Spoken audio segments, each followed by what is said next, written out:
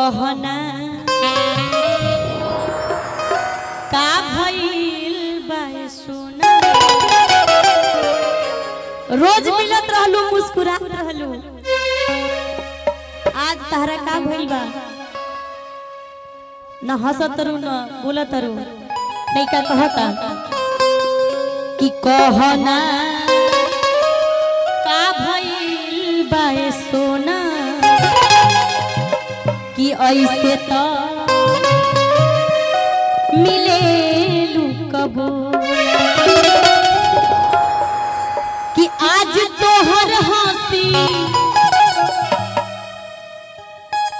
रविंदर भैया तनी खिसिया जा, मान लगा कि केहू डटल होखे कि आज तोहर